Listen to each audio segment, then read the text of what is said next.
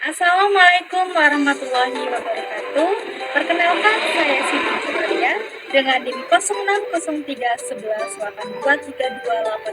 06031182328011 dari Universitas Sriwijaya, Fakultas Keguruan dan Ilmu Pendidikan, Program Studi Pendidikan Ekonomi Angkatan tahun 2023. Tujuan saya membuat video ini untuk memenuhi tugas ujian akhir semester mata kuliah Teori Ekonomi Mikro yang diampu oleh Ibu Yuliana Eva SPD MPD.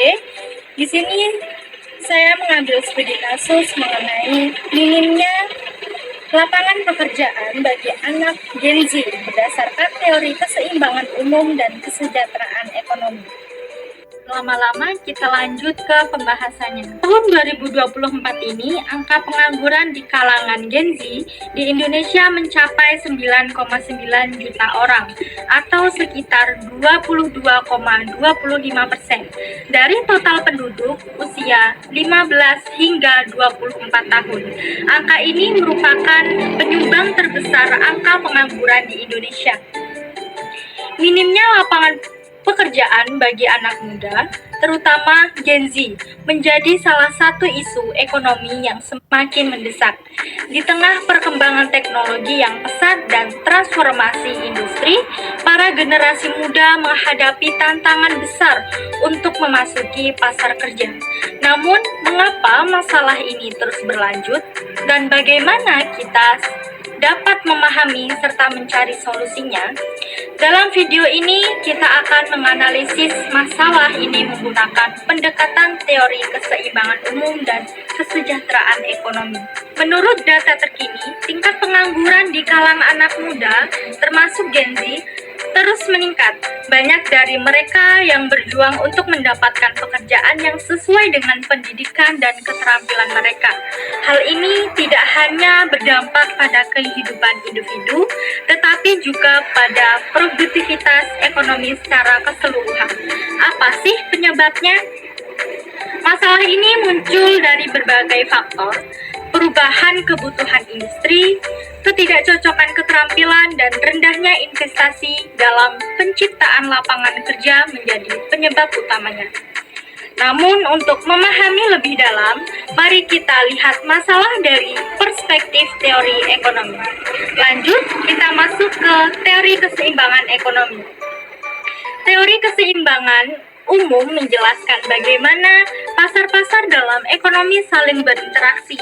Dalam konteks lapangan pekerjaan, terdapat dua komponen utama, permintaan dan penawaran tenaga kerja. Di sisi permintaan, perusahaan mencari tenaga kerja dengan keterampilan tertentu.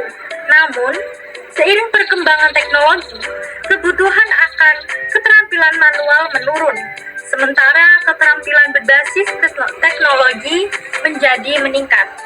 Di sisi penawaran, Gen Z yang baru memasuki pasar kerja seringkali menghadapi kesenjangan keterampilan. Mereka tidak sepenuhnya siap menghadapi kebutuhan pasar kerja modern. Ketidakseimbangan ini yang menyebabkan tingginya tingkat pengangguran. Selain itu, gangguan pada pasar lain seperti investasi yang rendah di sektor produktif turut mempengaruhi pasar tenaga kerja. Ketidakseimbangan ini menimbulkan kegagalan pasar yang sulit diatasi tanpa intervensi kebijakan. Lalu kita masuk ke kesejahteraan ekonomi. Dari perspektif kesejahteraan ekonomi, masalah ini membawa dampak besar. Yang pertama, terjadi inefisiensi ekonomi. Ketika Gen Z tidak bekerja atau bekerja di bawah kapasitasnya, potensi produktivitas mereka tidak dimanfaatkan secara optimal. Hal ini merugikan perekonomian secara keseluruhan. Dan yang kedua, masalah ini memburuk ketimpangan sosial. Ketidakmampuan anak muda untuk mendapatkan pekerjaan yang layak berdampak pada rendahnya pendapatan mereka, yang pada akhirnya meningkatkan kesenjangan ekonomi di masyarakat. Kondisi ini menunjukkan bahwa pasar tidak selalu mampu menghasilkan alokasi sumber daya yang efisien dan adil tanpa intervensi. Lanjut, kita masuk ke solusi kebijakan dan langkah konkret. Lalu, apa sih yang bisa kita lakukan untuk mengatasi masalah ini?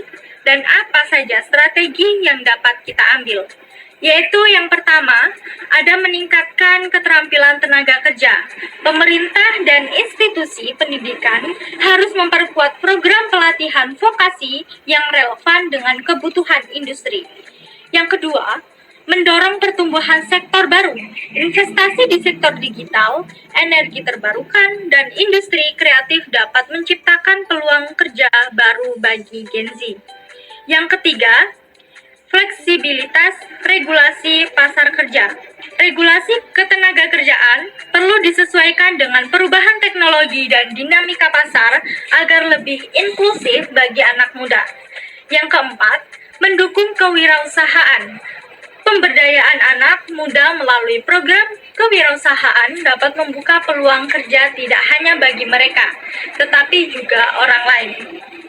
Langkah-langkah ini kita dapat menciptakan ekosistem kerja yang lebih seimbang dan inklusif, sekaligus meningkatkan kesejahteraan ekonomi masyarakat. Masalah minimnya lapangan pekerjaan bagi anak muda, khususnya Gen Z, adalah tantangan besar. Namun, dengan analisis yang tepat dan kerjasama semua pihak, kita dapat menemukan solusi untuk menciptakan masa depan yang lebih cerah. Mari kita jadikan ini tanggung jawab bagi kita, demi menciptakan generasi yang siap berkarya dan membawa perubahan positif. Terima kasih telah menyimak video dari saya. Semoga bermanfaat bagi kita semua. Wassalamualaikum warahmatullahi wabarakatuh.